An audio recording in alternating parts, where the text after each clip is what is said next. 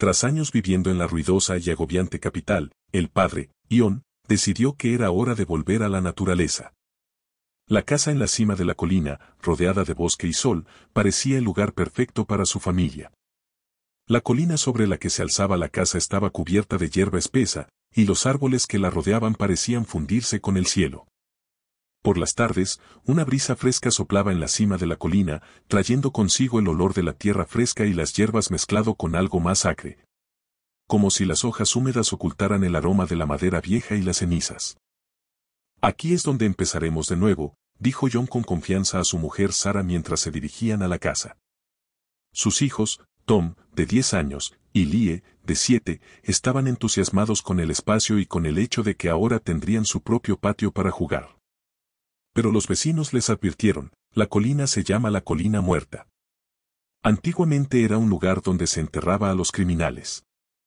Los que habían hecho las cosas más horribles. Se decía que el suelo de esta colina estaba empapado de odio y sufrimiento.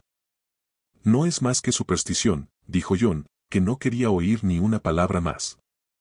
La primera noche fue tranquila.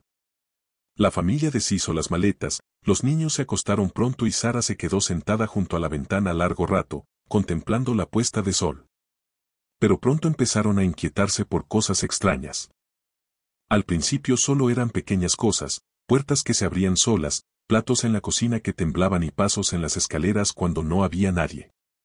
Una noche, Lie se acercó a Sara y John con ojos asustados. «Mamá, ¿quién era esa mujer del pasillo? Me estaba mirando. No tiene cara». Sara trató de tranquilizar a su hija, atribuyéndolo a la imaginación de una niña, pero pronto ella misma oyó un llanto ahogado procedente del sótano. Tenía miedo de decírselo a John, no quería preocuparle. Tom, por su parte, empezó a notar algo extraño en el jardín. Una figura solitaria estaba de pie junto a la valla más alejada. No se movía, y cuando Tom intentó acercarse, se desvaneció como el humo, disolviéndose en el aire. Una semana después, la familia descubrió un escondite en el sótano. Era una vieja puerta de madera, casi oculta tras unas estanterías.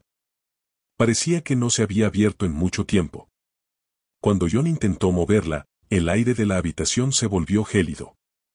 Lie se aferró a la mano de su madre, su pequeño cuerpo temblaba.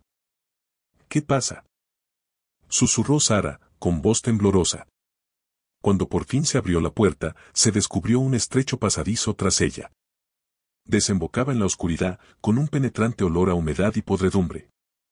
John encendió una linterna y comenzó a descender. Sus pasos resonaban en las paredes de piedra y el aire frío le quemaba la piel. Al fondo encontró una pequeña habitación. En el suelo había viejas cadenas y las paredes estaban llenas de inscripciones arañadas. Eran palabras en un dialecto antiguo que John no entendía. Pero una palabra estaba clara: creer. «Aquí retenían a alguien», dijo en voz baja, volviendo a subir. «Alguien sufría aquí». Aquella noche toda la familia no pudo dormir. Se oían susurros procedentes de todas las habitaciones. Lie se escondió bajo las sábanas, susurrando las oraciones que le había enseñado su abuela. Tom se sentó en la cama, aferrando la linterna con la que esperaba alejar el mal. Pero Sara fue la primera en verlos. Los espíritus. Unas figuras envueltas en sombras estaban junto a la cama. Sus ojos brillaban con una luz azul pálido y sus voces sonaban como el viento a través de las grietas de las paredes. «Ayúdanos», susurró una de las figuras, tendiendo la mano a Sara. Tenía los dedos delgados como ramitas y la piel como ceniza. «¿Qué queréis?», preguntó desesperada. Pero el espíritu solo repitió: «Ayúdanos». La familia se enteró de la verdad por un viejo vecino. Les dijo que en ese lugar se había ejecutado a criminales. Pero no todos los que murieron en la colina eran culpables. La gente fue quemada en la hoguera por brujería, traición y crímenes que no habían cometido. «Estos espíritus buscan descanso», dice el anciano. «Pero exigen que se limpien sus nombres. Todos los que viven en la casa deben ayudarles. O se quedarán para siempre». John se dio cuenta de que su familia tendría que encontrar la manera de liberar a esos espíritus. ¿Pero cómo? Sara sugirió que probaran un ritual de purificación que había visto una vez en un viejo libro. A medianoche, con la luna proyectando una pálida luz sobre la colina, la familia se reunió en el sótano. Sara encendió las velas y John leyó las palabras que el anciano les había sugerido. La habitación se volvió fría, el aire se llenó de olor a madera quemada y cenizas viejas. Empezaron a aparecer sombras alrededor, rodeando a la familia. Lie lloraba, y Tom le agarraba la mano con fuerza. Pero Sara siguió leyendo, con una voz llena de fuerza. Los espíritus empezaron a susurrar algo y sus voces se hicieron más fuertes. Pedían ser liberados, dejar ir el dolor que los retenía en esta colina. Cuando el ritual llegaba a su fin, uno de los espíritus se acercó a Sara. Era una mujer con los ojos vacíos, pero su rostro estaba lleno de suavidad. Gracias, susurró.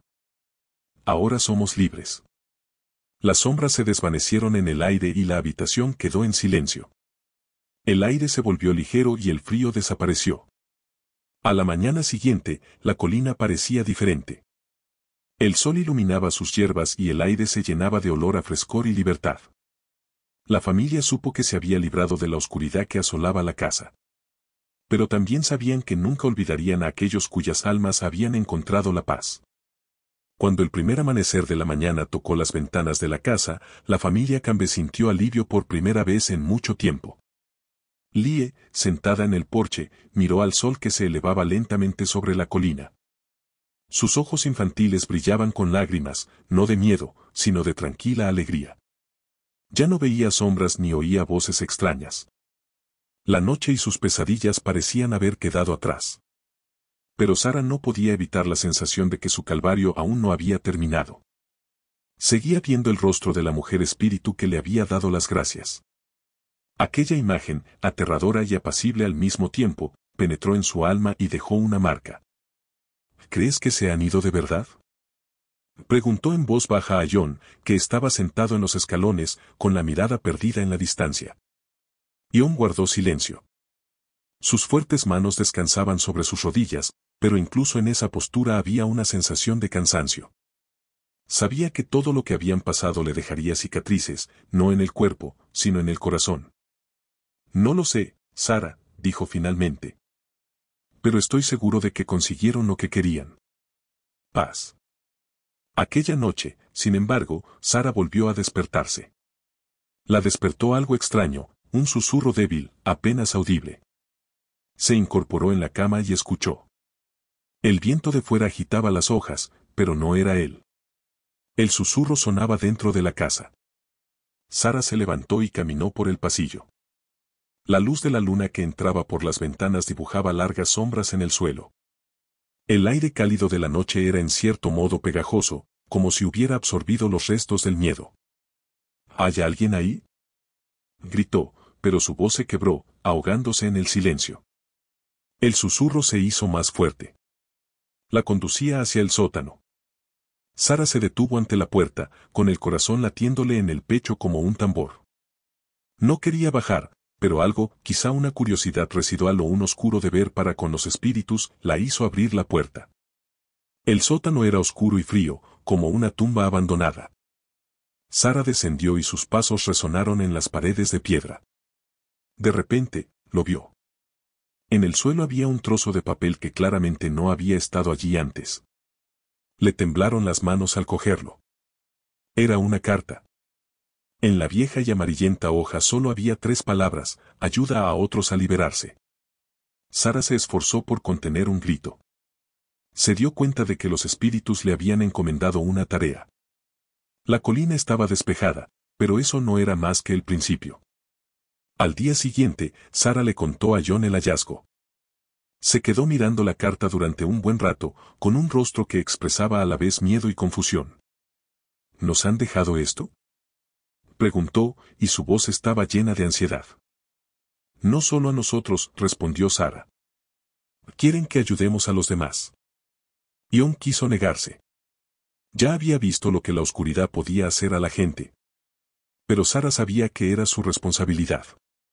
Habían liberado algunas almas, pero ¿cuántas más permanecían encadenadas a lugares de sufrimiento? ¿Cuántas otras casas, árboles, colinas guardan sombras del pasado? La familia decidió quedarse en la colina. Empezaron a investigar la historia de la zona, buscando historias de otros lugares donde tal vez almas perdidas similares esperaban ser liberadas.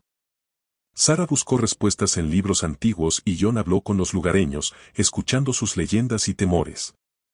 Pero el trabajo más duro fue con los niños. Lee y Tom, a pesar de su corta edad, ya sabían que su hogar era algo más que un lugar donde vivir. Es el punto donde convergen dos mundos, el de los vivos y el de los muertos. Habían visto a sus padres leer manuscritos antiguos por la noche, como Sara a veces se metía entre los árboles y susurraba algo como si hablara con espíritus. Una noche, Lee vio a su madre de pie junto a la ventana, iluminada por la luz de la luna. Movía los labios, pero no se oían palabras. Lee lo sabía, Sara estaba hablando con alguien a quien nadie más podía oír. «Mamá, ¿tienes miedo?», preguntó en voz baja cuando Sara regresó. «A veces», respondió Sara, sonriendo. «Pero a veces me siento fuerte porque sé que estamos haciendo lo correcto». La casa de la colina se convirtió en un lugar de fortaleza. La gente de los pueblos cercanos empezó a venir a Canva con historias de sus casas, donde las cosas se movían solas, donde se oían pasos por la noche. Ion y Sara les escuchaban, les ayudaban a resolver sus problemas y a veces viajaban hasta donde la oscuridad era más fuerte. La colina antes llamada Colina de los Muertos era ahora un lugar donde los muertos encontraban descanso. Cada alma purificada dejaba una marca en el corazón de Sara, pero ella no se arrepentía de nada. Esa marca era un recordatorio de que incluso en los lugares más oscuros se puede encontrar la luz y no se tiene miedo de mirar en las sombras. ¿Qué crees que será lo próximo para la familia Cambe? Escribe tus pensamientos y conjeturas en los comentarios. No olvides suscribirte a nuestro canal para escuchar más historias místicas que te pondrán la piel de gallina y te harán pensar.